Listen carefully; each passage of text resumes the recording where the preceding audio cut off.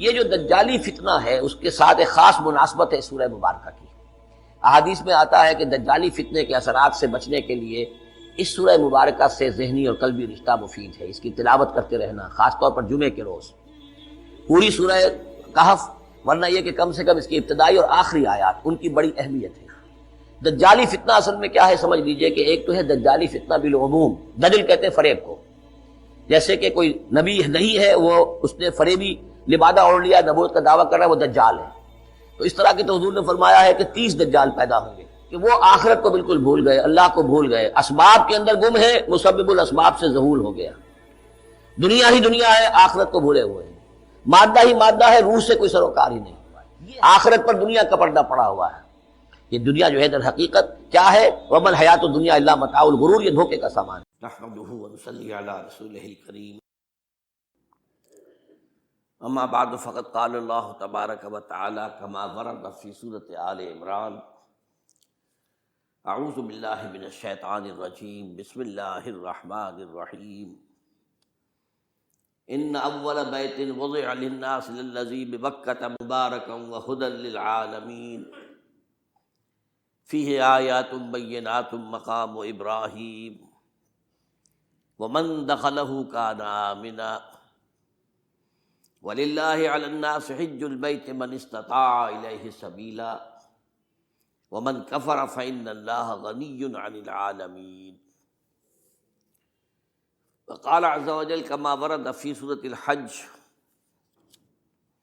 وَلِكُلِّ أُمَّةٍ جَعَلْنَا مَنْسَكًا لِيَذْكُرُوا اسْمَ اللَّهِ عَلَى مَا رَزَقَهُم مِّن بَهِيمَةِ الْأَنْعَامِ فَإِلَٰهُكُمْ إِلَٰهٌ وَاحِدٌ فَلَهُ أَسْلِمُوا وَبَشِّرِ الْمُخْبِتِينَ الَّذِينَ إِذَا ذُكِرَ اللَّهُ وَجِلَتْ قُلُوبُهُمْ وَالصَّابِرِينَ عَلَى مَا أَصَابَهُمْ وَالْمُقِيمِي الصَّلَاةِ وَمِمَّا رَزَقْنَاهُمْ يُنْفِقُونَ وَالْبُدْنَ جَعَلْنَاهَا لَكُم مِّن شَعَائِرِ اللَّهِ لَكُمْ فِيهَا خَيْرٌ فاذكروا اسم الله عليها صواف فإذا وجبت جنوبها فكلوا منها وأطعموا القانع والمعتر كذلك سخرناها لكم لعلكم تشكرون لن ينال الله لحومها ولا دماؤها لن ينال الله لحومها ولا دماؤها ولكن يناله التقوى منكم كذلك سخرها لكم لتكبروا الله على ما هداكم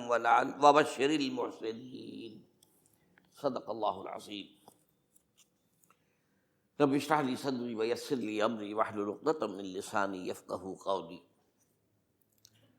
اللهم ربنا الهمنا رشدنا واعذنا من شرور انفسنا، اللهم ارنا الحق حقا وارزقنا اتباعه وارنا الباطل باطلا وارزقنا اجتنابه، آمین یا رب العالمین۔ آج ذی الحجہ کی 3 تاریخ ہے، گویا کہ ٹھیک ایک ہفتے کے بعد عید الاضحیٰ آ رہی ہے۔ دیکھیے اسلام میں جو 4 عبادات فرض کی گئی ہیں، جو 4 ارکان ہیں، ایک رکن تو ہے جس کا تعلق ہے عقیدے سے، کلمہ شہادت، اور 4 ارکان وہ ہیں جن کا تعلق عبادات سے، نماز، روزہ، حج اور زکوٰۃ۔ ان میں ایک عجیب قسم کی تقسیم ہے، مثلاً 1 2 جمع 2 کی تقسیم بنتی ہے۔ 2 عبادات ان میں سے وہ ہیں جو ہر مسلمان پر فرض ہے، امیر ہو، غریب ہو، مرد ہو، عورت ہو، ہر ایک پر فرض ہے، نماز اور روزہ، یہ دونوں چیزیں ہر ایک پر فرض ہیں۔ لیکن 2 وہ ہیں کہ جو صرف صاحب استطاعت لوگوں پر فرض ہیں، وہ عام نہیں ہیں۔ جو صاحب نصاب ہیں ان پر زکوٰۃ ہے، جو صاحب استطاعت ہیں، حج کرنے کی استطاعت رکھتے ہیں، ان پر حج ہے۔ اس میں 2 جمع 2 کی ایک تقسیم اور آتی ہے، ایک اور اعتبار سے۔ قرآن میں زیادہ ایمفیسس 2 عبادات پر ہے، نماز اور زکوٰۃ۔ اقیموا الصلاۃ وآتوا الزکاۃ، اقیموا الصلاۃ وآتوا الزکاۃ، اقیموا الصلاۃ وآتوا الزکاۃ، یقیمون الصلاۃ ویؤتون الزکاۃ۔ یہ گویا کہ بندھا ہوا ہے ایک جوڑا، جبکہ یہ صورتحال جو ہے روزے کی بھی نہیں ہے اور حج کی بھی نہیں ہے۔ صلاۃ اور زکوٰۃ کا حکم بے شمار مرتبہ قرآن میں آیا، اور روزے کے سارے احکام ایک مقام پر سورہ بقرہ کے 23 رکوع کی 6 آیات میں سب کا سب بیان ہوئی. باقی تو بعض جگہوں پر اس کا صرف اس اعتبار سے تذکرہ ہے کہ اگر کوئی کفارہ ادا کرنا ہے اس کے لیے اتنے روزے رکھ لو، ورنہ یہ ہے کہ روزے کا اپنی جگہ پر مستقل بذات جو ہے وہ ذکر یا حکم موجود نہیں. اس اعتبار سے غور کیجئے، حج کا معاملہ بھی یہی ہے.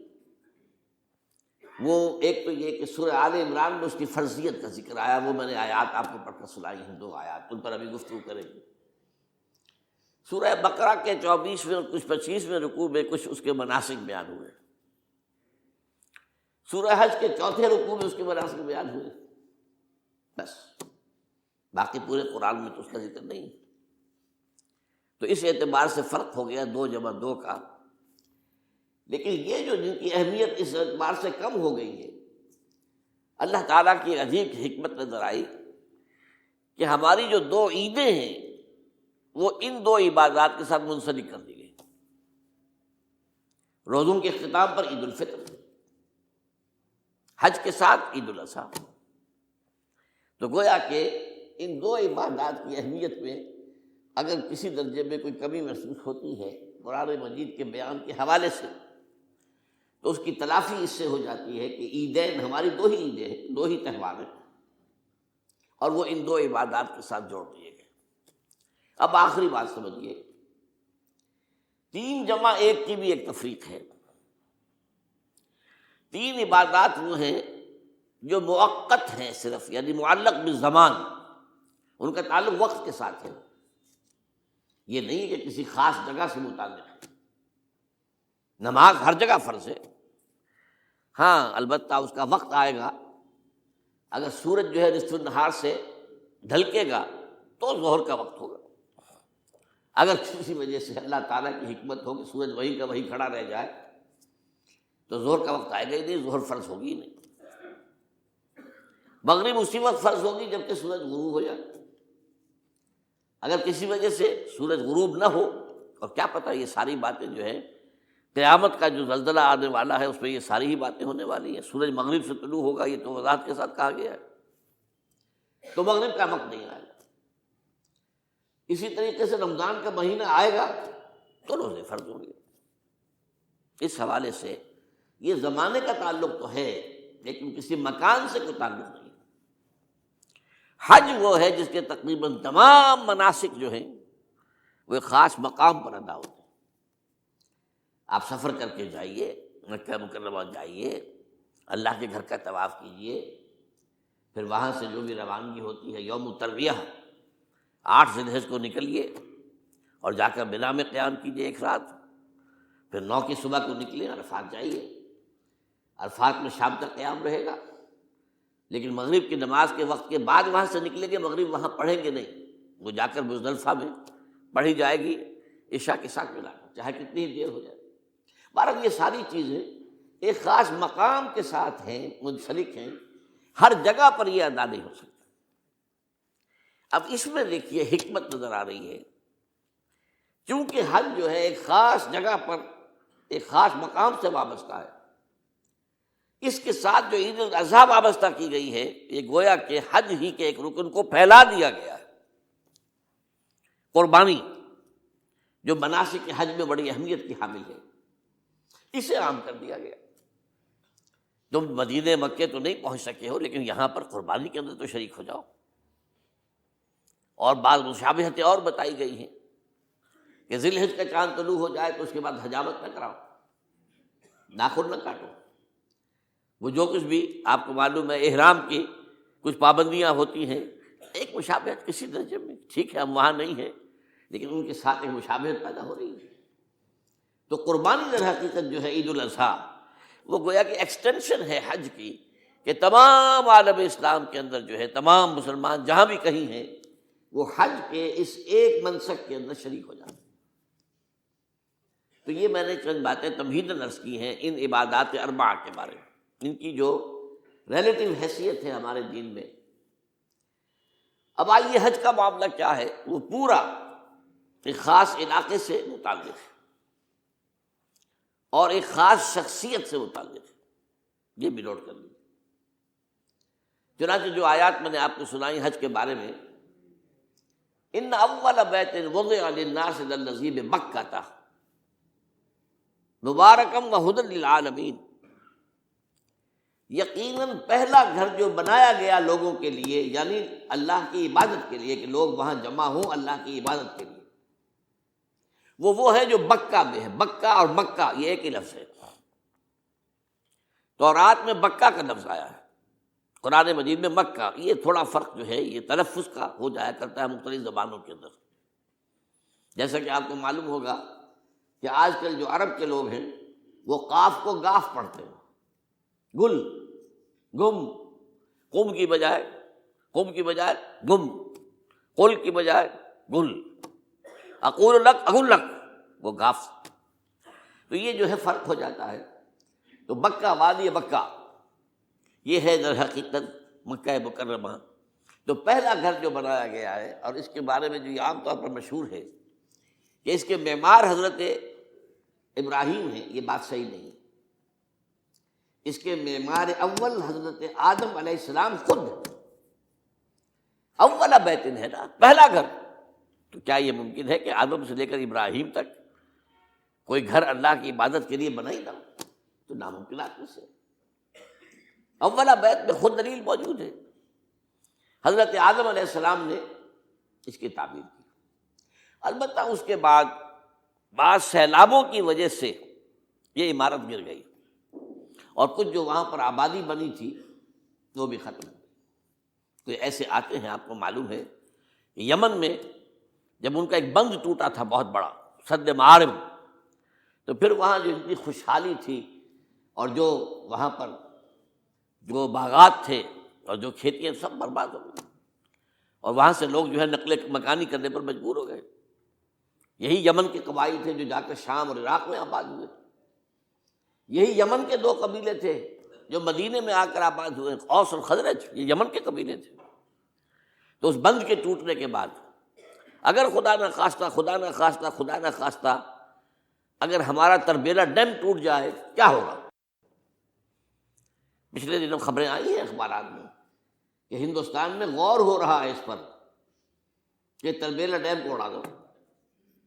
وہ سوچ رہے ہیں پاکستان کو ختم کرنے کی سبیل کیا ہو سکتی ہے؟ تو بڑی سمپل ہے اور بڑا آسان کام ہے، بمبارڈمنٹ کر دینا جو ہے۔ ٹھیک ہے، ان کا جہاز آئیں، کچھ کو ہم گرا بھی لیں گے، لیکن کچھ تو آ کر جو ہے وہاں پر وہ اپنے بم جو ہے وہ ہدف کے اوپر گرا جائیں گے، کیا ہوگا؟ یوں سمجھیے کہ جو سونامی کا آیا تھا سیلاب، وہ سونامی کا سیلاب آئے گا بھارت پاکستان کے اوپر، اور ہر چیز تباہ و برباد ہو۔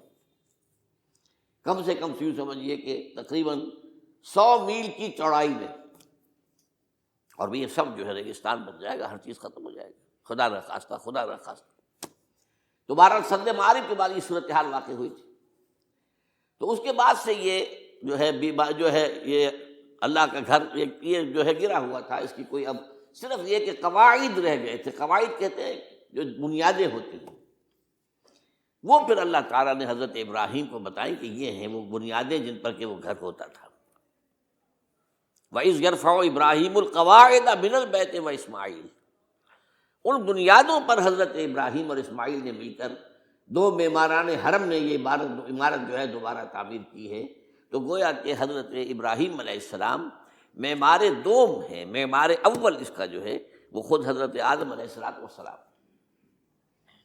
فی آیات بینات مقام ابراہیم، مقام ابراہیم ہے۔ جو بھی وہاں گئے ہیں انہوں نے دیکھا ہے کہ ایک پتھر تھا جس پر کھڑے ہو کر حضرت ابراہیم علیہ السلام تعمیر کر رہے تھے۔ اب آج تو آپ کو معلوم اسکیفولڈنگ لگ جاتی ہے، بانس لگ گئے، یا آج کل تو جو ہے پائپ جو ہے لوہے کے اس سے لگا کر، تو جیسے جیسے عمارت اٹھتی جا رہی ہے اسی طریقے سے اس کے ساتھ جو ہے وہ چل رہے ہیں، اور ان کے اوپر کھڑے ہو کر تعمیر ہو رہی ہے۔ تو اس وقت کچھ نہیں تھا۔ تو ایک پتھر ایسا تھا کہ جو خود بخود اٹھتا تھا پھر اللہ تعالیٰ کے اٹھانے سے، یا یوں کہیے کہ ملائکہ کے اٹھانے سے، اور اسی پر حضرت ابراہیم کھڑے ہو کر وہ پتھروں کے اوپر پتھر رکھتے جا رہے تھے۔ اور اس کی وجہ سے اس پتھر کے اوپر کتنی دیر کھڑے رہنا ہوا ہوگا حضرت ابراہیم علیہ السلام کا، کہ اس پر ان کے پاؤں کے نشان بن گئے۔ وہ ہے مقام ابراہیم، جو آپ نے دیکھا ہوگا کہ وہاں ایک بہت خوبصورت قسم کا ایک پنجرا سا بنا ہوا ہے اور اس کے اندر وہ مقام ابراہیم ہے۔ اور جب بھی طواف کرتے ہیں تو طواف کے بعد 2 رکعتیں جو ہیں وہ پڑھی جاتی ہیں ابراہیم، مقام ابراہیم کے پیچھے جتنا بھی قریب تر ہو کر پڑھا جا سکے، لیکن بہرحال رخ ادھر ہے۔ تو فی آیات بینات مقام ابراہیم ومن دخلہ کان آمنا، تو ایک تو یہ کہ وہ نشانیاں ہیں، وہ اللہ تعالیٰ جن لوگوں کی کہ دل کی آنکھ کھلی ہو، روحانی آنکھیں کھلی ہو، ان کو دکھاتا ہے، اور ایک وہ ہے کہ جو ہماری ان سامنے کی ظاہری آنکھوں کو بھی نظر آتی ہے۔ یہ نوٹ کر لیجئے کہ یہ مقام امن کا گہوارہ رہا ہے۔ عرب میں لوٹ مار، قتل غارت، قتل کے بدلے میں قتل، پھر قتل کے جواب میں قتل چلتا تھا، لیکن اس وقت بدترین دور میں بھی عربوں کا معاملہ یہ تھا کہ کوئی شخص فرض کیجئے کہ وہ کئی مہینے سے اپنے باپ کے قاتل کو ڈھونڈ رہا ہے تاکہ قصاص لے سکے، بدلہ لے سکے، اسے قتل کر سکے، اسے کہیں نظر نہیں آ رہا، اچانک حرم میں نظر آ جاتا ہے، وہاں وہ نقصان نہیں پہنچائے گا اسے۔ یہ امن کا گھر ہے، اللہ تعالیٰ نے اسے امن کی جگہ بنایا ہے، بلد الامین کہا گیا ہے اس کو، امن والا شہر۔ تو یہ جو ہے یہ تو آج تک بھی اس کی جو برکت ہے وہ نظر آتی ہے۔ ومن دخلہ کان آمنا وللہ علی الناس حج البیت من استطاع الیہ سبیلا، اور اللہ کا حق ہے اپنے بندوں پر کہ وہ حج کریں اس کے اس گھر کا، جو کوئی بھی استطاعت رکھتا ہو سفر کی۔ اگر زاد راہ ہے، خرچہ ہے، جانے آنے کے اخراجات مہیا ہیں، اور یہ کہ آپ پیچھے جن کو چھوڑ کر جا رہے ہیں ان کے لیے بھی اتنے وقت کا جو ہے وہ انتظام ہے کھانے پینے کا، گزارے کا، نان نفقے کا، تو آپ پر حج فرض ہو گئے۔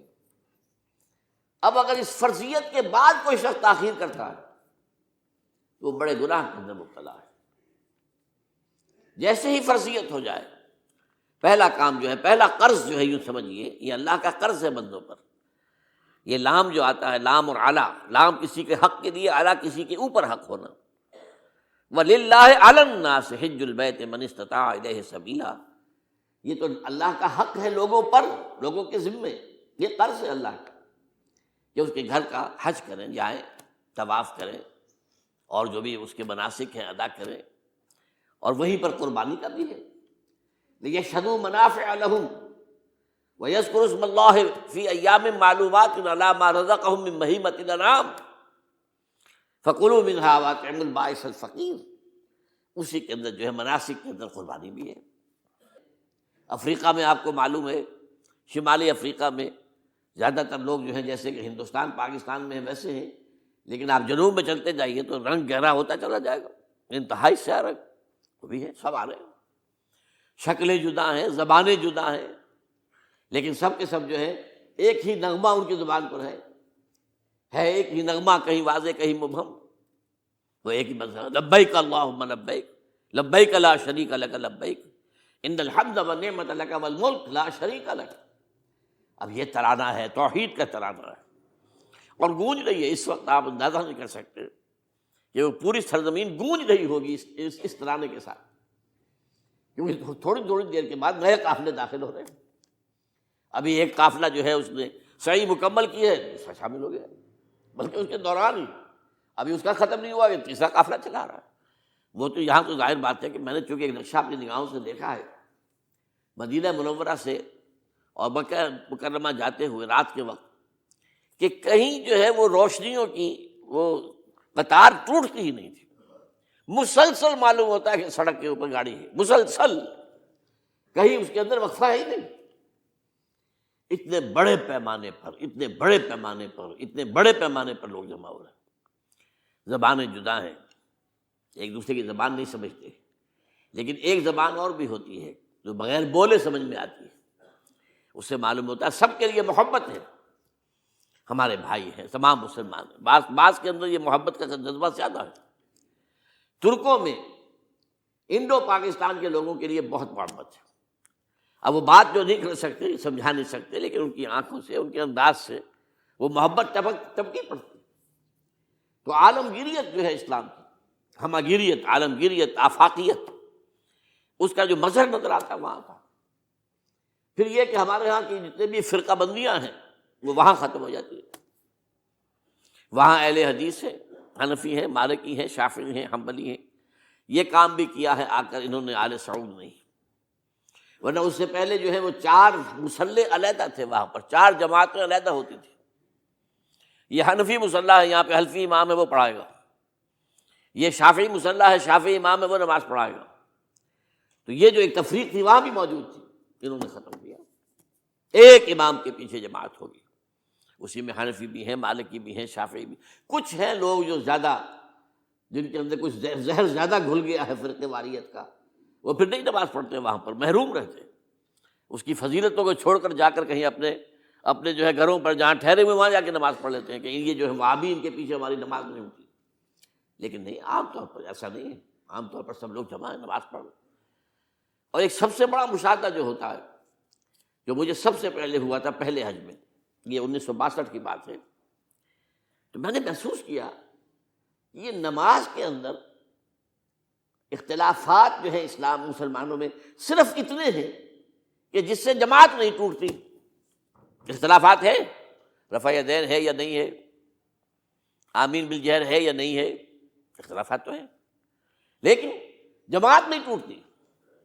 وہ جو ڈرل ہے، ڈرل جیسے کہ ڈرل ہوتی ہے، آرمی پریڈ ہو رہی ہے، وہ ڈرل ختم نہیں ہوتی۔ ایسا نہیں ہے، میں نے جب سوچا اگر کسی مسلک کے نزدیک رکوع بھی 2 ہوتے، جیسے سجدے 2 ہیں، تو وہ لوگ تو ایک رکوع کے بعد دوسرا رکوع کرتے اور باقی لوگ سجدے میں چلے گئے ہوتے، جماعت ٹوٹ جاتی۔ یا اگر کسی کے نزدیک ہر رکعت کے اندر جیسے رکوع ایک ہے، سجدہ بھی ایک ہی ہوتا، تو کچھ لوگ تو ایک سجدہ کر کے کھڑے ہو جاتے ہیں اور دوسرے لوگ جو ہے دوسرا سجدہ کر رہے ہوتے ہیں، جماعت ٹوٹ جاتی۔ تو یہ میں سمجھتا ہوں کہ کس کی حکمت ہے، کس نے یہ طے کیا کہ ٹھیک ہے آپ میں رنگا رنگی بھی ہو، اے ذوق اس چمن کو ہے زیب، اختلاف سے اختلاف بھی ہے، رفع یدین بھی ہو رہا ہے، آمین بالجہر بھی ہو رہا ہے، نہیں بھی ہو رہا ہے، سب کچھ ہے، لیکن وہ اجتماعیت نہیں ٹوٹ رہی۔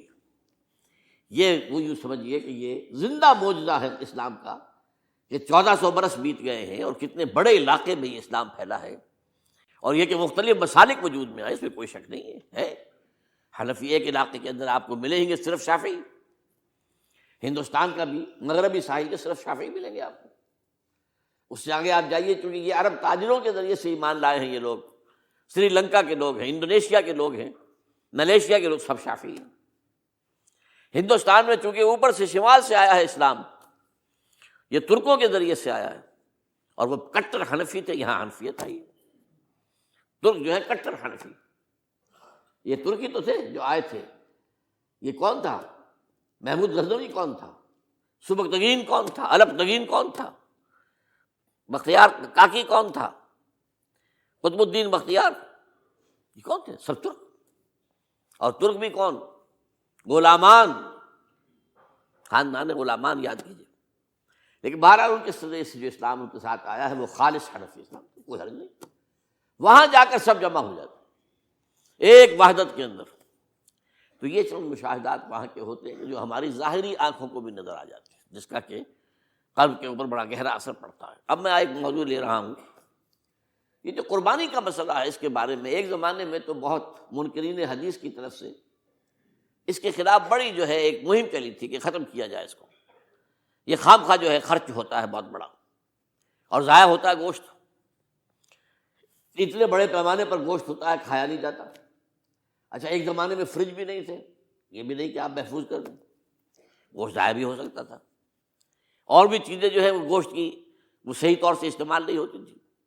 تو اس کے اوپر بڑا پروپیگنڈا منکرین حدیث کا رہا کہ یہ جو ہے قربانی صرف حج کے موقع پر ہے۔